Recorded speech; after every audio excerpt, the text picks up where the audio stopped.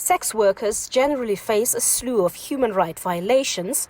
They are often shunned, ostracized, and openly violated. For migrant sex workers, at times the discrimination is far worse.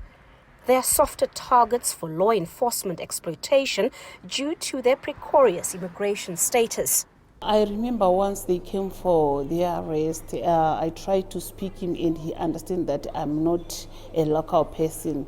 Then he sprayed a pepper spray to me, asking me that, why are you here? What are you doing? If you don't have money, if they arrest you, they ask you to give them free service. How many times?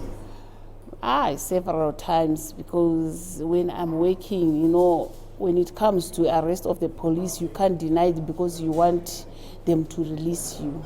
It makes me scared too much because I feel unsafe in front of the police, whilst I have to be protected with the police as a human being. As fear increases among sex workers, advocacy group Sisonke says government needs to speed up the bill that aims to legalize sex work in South Africa. So the call for decrim, it started from 1957. It's long overdue itself, the decrim, which is the challenge, and it impacts negatively the criminalization on the sex workers' lives. I mean, there's been death, there's HIV increasing, unsafer working condition. So all those reasons want us to call for the decriminalization. There are just over 150,000 confirmed sex workers in South Africa, but the number could be much larger. Economic hardships have seen an increase in sex workers.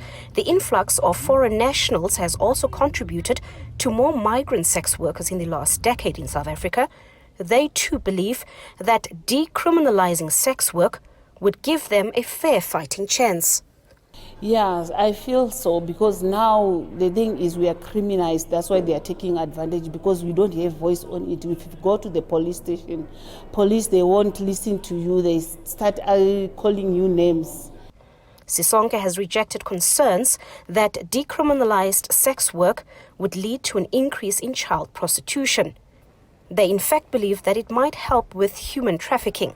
We believe that if sex work were to be decriminalized, we would then be able to track and also to measure if there's any, trafficking that is happening out there. Because as I stated earlier on, that none of the sex workers would want children to be exploited or anyone to be trafficked.